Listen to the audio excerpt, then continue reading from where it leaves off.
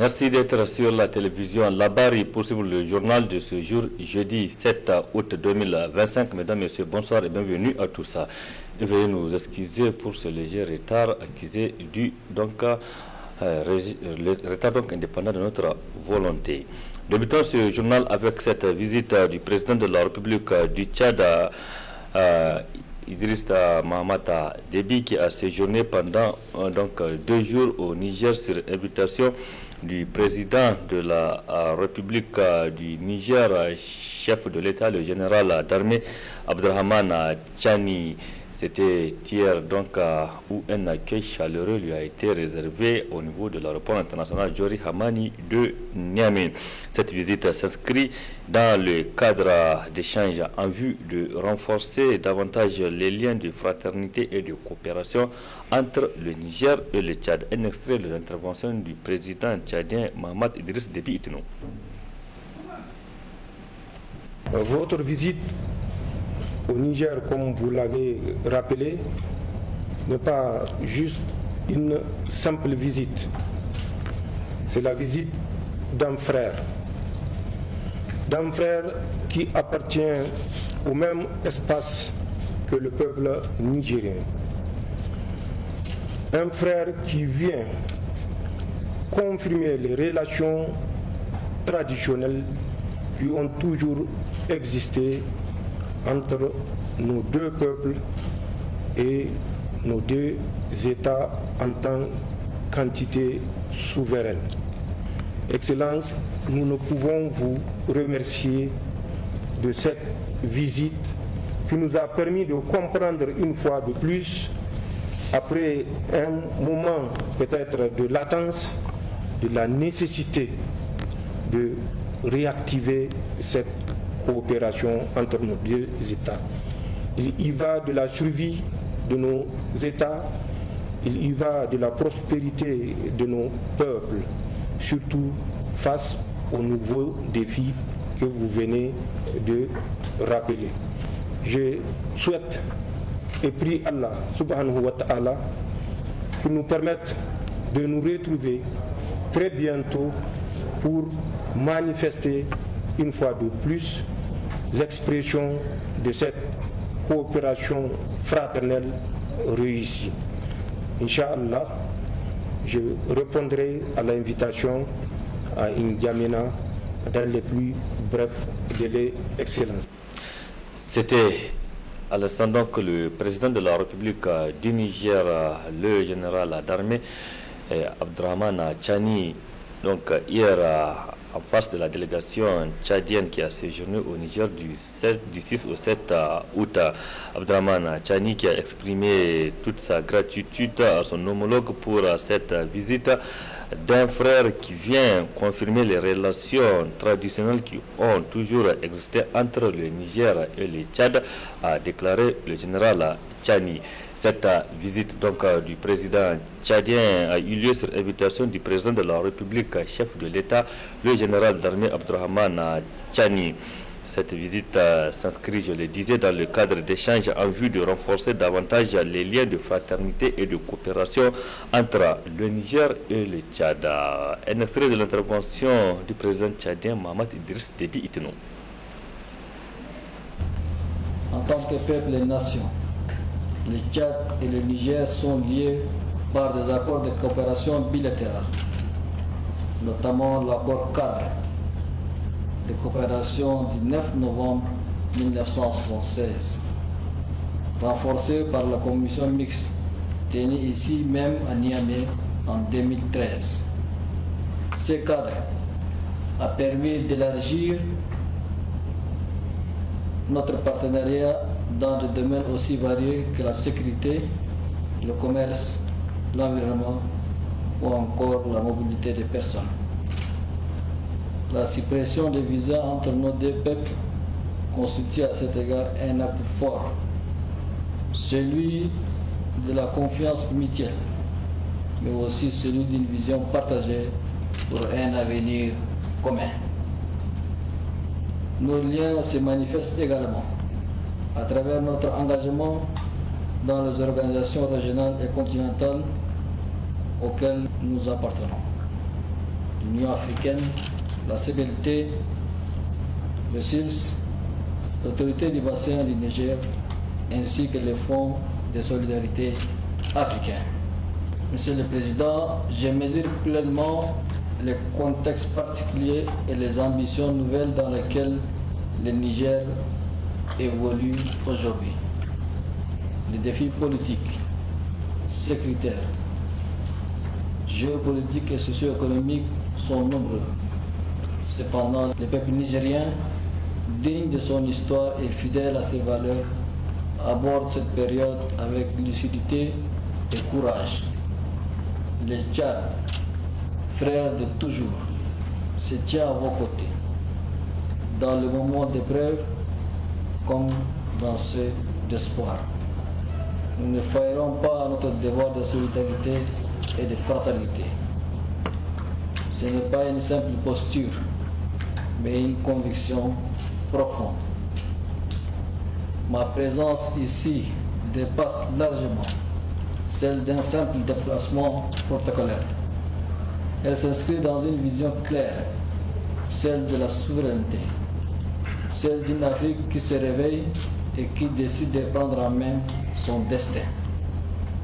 Aussi, nous ne sommes pas un État venu pour juger, mais un peuple venu écouter, comprendre et tendre la main. Car nous savons ce que signifie défendre son intégrité. C'était là donc le président de la République du Tchad, Mahamat Idrissa Déby Itno, qui a donc effectué une visite de travail de 48 heures au Niger du 6 au 7 août 2025. La délégation tchadienne conduite par son président a quitté Niamey dans la journée de ce jeudi. Rendons-nous à présent au centre de conférence internationale Mahatma Gandhi de Niamey où se tient à l'instant même la cérémonie d'ouverture de la première rencontre culturelle internationale sur la langue, la culture, l'héritage, les valeurs et autres richesses de l'espace Songhai Jarma Dandi. Ainsi, du 7 au 10 août 2025, plusieurs activités seront organisées. Une dizaine de pays participent à cette rencontre d'envergure internationale dont la cérémonie d'ouverture est présidée par le Premier ministre Ali Mohamed Lamine Zen, ministre de l'économie et des finances. Cette cérémonie se tient en ce moment même au niveau du centre de conférence internationale Mahatma Gandhi de Niamey où des animations culturelles sont en cours. Nous y reviendrons plus en détail sur cette cérémonie d'envergure internationale avec nos reporters sur place. Parlons toujours de l'Afrique et de l'espace AES. Nous vous proposons de suivre aujourd'hui les témoignages d'un frère du président Thomas Sankara du Burkina Faso. Valentin Sankara, le frère aîné du défunt président, parle des qualités intrinsèques de Thomas et surtout son sens du patriotisme. On l'écoute. C'est un honneur, un privilège d'être là aujourd'hui, invité par le ministre du Commerce. Vraiment, c'est une joie pour nous et pour la famille. Je vais parler de Thomas Sankara. Thomas Sankara est exceptionnel. Ce que vous le voyez comme ça, comment il a vécu, dans la famille aussi, c'est exactement la même chose. L'intégrité, la loyauté et la dignité. C'est vrai que nos parents, papa nous a éduqués dans l'intégrité. Mais pour lui, c'est tellement développé. Donc, même quand il était jeune, il n'aimait pas tout ce qui est flou, tout ce qui est injuste. Donc il a grandi avec ce caractère jusqu'à devenir ce qu'il est. Alors je dirais que c'est par son honnêteté, la dignité qu'il l'a emporté. Il était tellement honnête et intègre, alors que son entourage n'était pas intègre. Il voulait quand même tout prix pour étouffer la révolution, etc. Voilà pourquoi il faut l'éliminer. Puisqu'on ne pouvait pas l'arrêter, Oui, c'est le même message parce que ce qu'il a prôné, qu'est-ce qu'il a dit? Il dit que tuer Sankara naîtra des milliers de Sankara. Ça veut dire que ce qu'il a dans sa tête, la vision qu'il avait, le développement qu'il avait, c'est vraiment louable, c'est juste. Donc après lui là, voilà que beaucoup de gens, tout le monde en fait. Le Mali et le Burkina qui sont unis, ça veut dire que sa vision est juste. Donc c'est à la jeunesse de rester unis, parce que l'impérialisme fera tout pour les diviser, ça c'est sûr, passeront par tous les moyens pour les diviser. Mais s'ils restent unis, eh bien, ils vont. Valentin Sankara, frère cadet du défunt président burkinabé Thomas Sankara, d'ailleurs arrêté juste à la fin de ce journal pour suivre d'autres témoignages sur Thomas Sankara. En attendant, parlons du sport avec cette formation initiée par la Fédération nigérienne de football FENIFOOT, donc en collaboration avec la FIFA. C'est une formation destinée aux formateurs, notamment qui seront qui vont animer le projet School for Football for School, un projet de la FIFA porté par la Fédération nigérienne de football. Plus de 100 cadres sont en formation, nous rapporte Ismaël Moumouni et Soumel Abdoulaye. Football for School, un projet porté par la Fédération nigérienne de football FENIFOOT, soutenu par la Fédération internationale de football association FIFA, est un projet qui prône le développement du football à la base. Ainsi, pour pérenniser ce projet porteur, ces 100 encadreurs ont été formés par la FIFA avec un programme garni, comme en témoigne le président de la FENIFOOT. Pour la présente session, les objectifs assignés au programme sont essentiellement de former les entraîneurs et éducateurs et de leur donner les moyens de dispenser des activités en lien avec le sport ainsi que les compétences et valeurs de vie. De transmettre les compétences et les valeurs de vie précieuses aux élèves, filles et garçons. De renforcer la coopération entre les deux ministères et la Fédération nigérienne pour le bonheur de nos enfants. En espérant donc vivement l'implication pleine et entière de toutes les parties, je reste convaincu que le programme Football for School qui est en cours permettra d'atteindre tous les objectifs visés, plus particulièrement l'épanouissement de nos enfants et leur intéressement continu à l'école et au football. Les représentants de la FIFA saluent la FENIFOOT et les autorités pour leur engagement au profit du développement du football nigérien. Nous avons dispensé des formations théoriques et pratiques à 100 encadreurs, représentant l'ensemble des régions du pays. L'objectif était de les former et de les fournir les outils nécessaires pour offrir à leurs élèves les meilleures séances de football possibles. À ce moment-ci, on veut rendre le Football for School un programme permanent. On veut approfondir, et c'est parce que vous, madame, vous avez décrété que dans chaque école, on peut avoir 2 heures de foot chaque semaine, qu'on a vraiment choisi le Niger avec sa collaboration avec la fédération pour avoir cet honneur. Parce qu'on est convaincu aussi que non seulement, comme Antonio a déjà expliqué, ça aura un impact sur la vie des jeunes, à toutes les jeunes dans tout le pays, mais ça fera aussi le lien pour la détection de talent, pour le développement, pour ceux qui ont peut-être des capacités supérieures.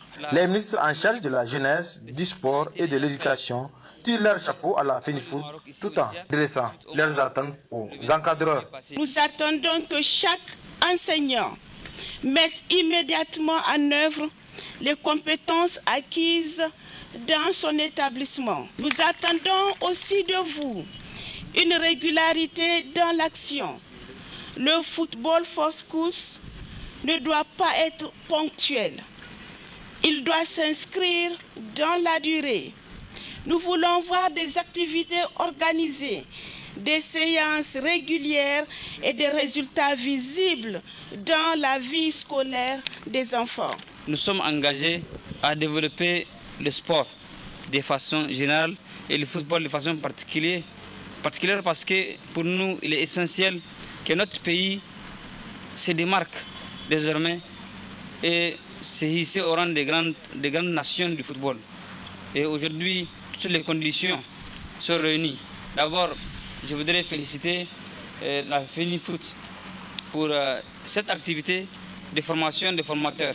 Des 100 formateurs qui vont relayer cette formation au niveau des régions. Et je voudrais aussi vous dire que nos autorités, particulièrement le général d'armée Abdraman Chani, président de la République, chef de l'État, font du sport une priorité.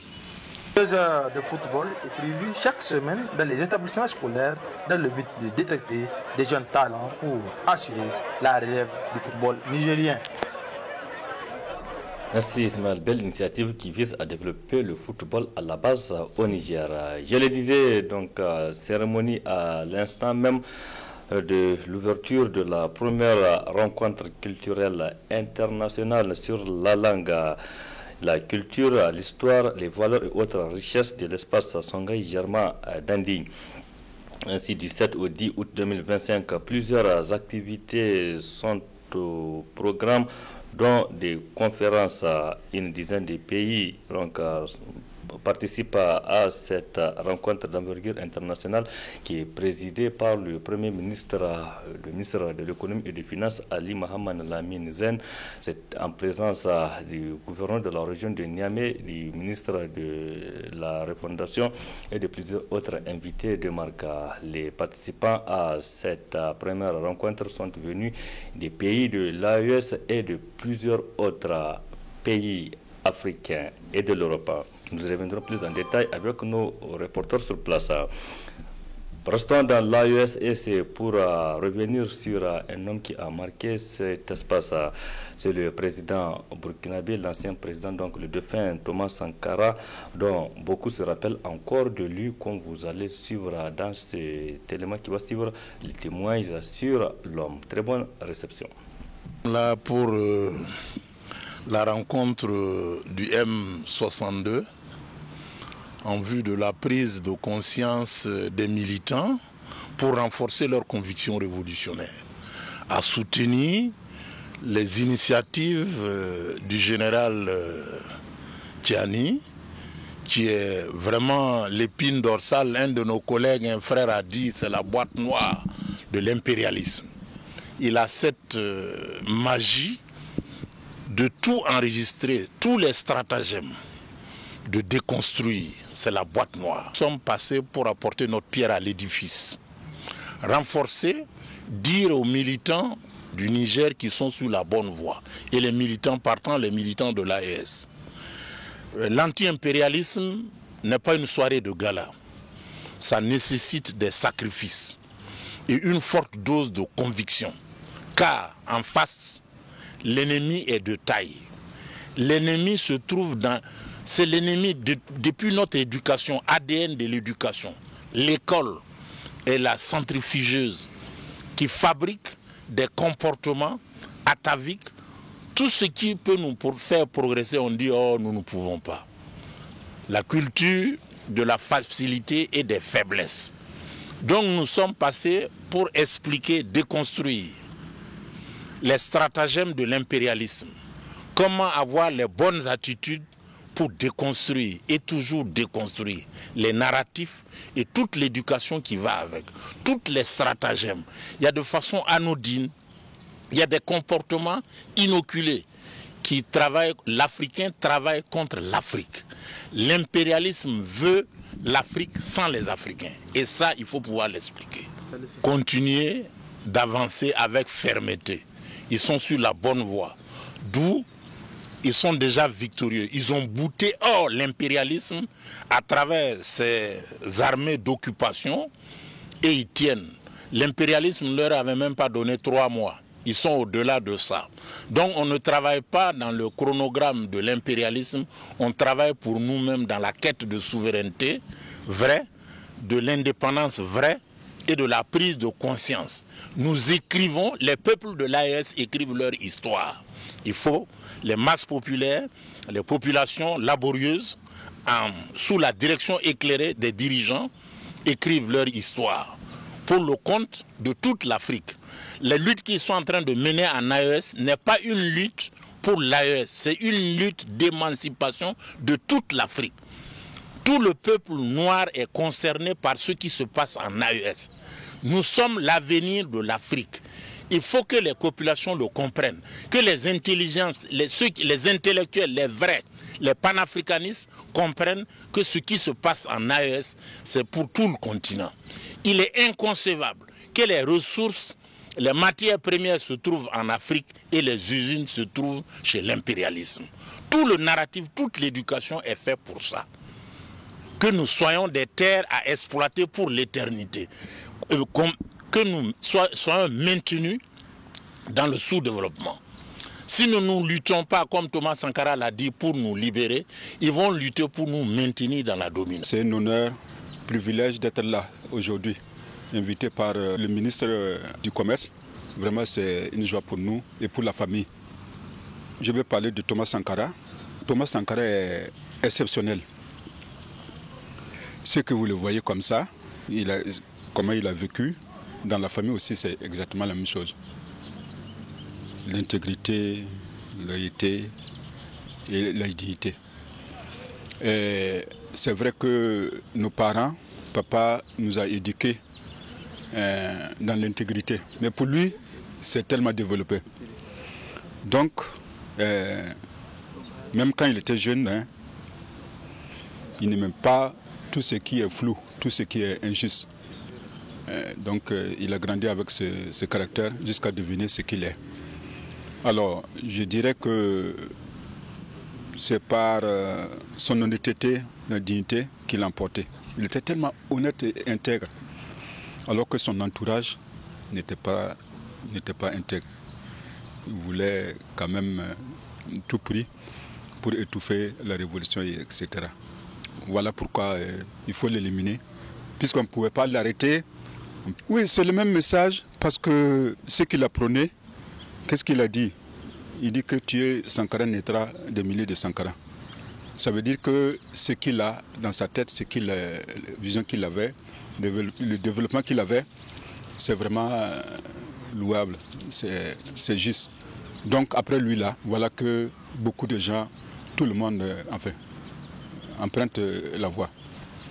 Vous avez le Niger, le Mali et le Burkina qui sont unis. Ça veut dire que sa vision est juste. Donc c'est à la jeunesse de rester unis, parce que l'impérialisme fera tout pour les diviser. Ça c'est sûr, passeront par tous les moyens pour les diviser. Mais s'ils restent unis, eh ben, ils vont croire.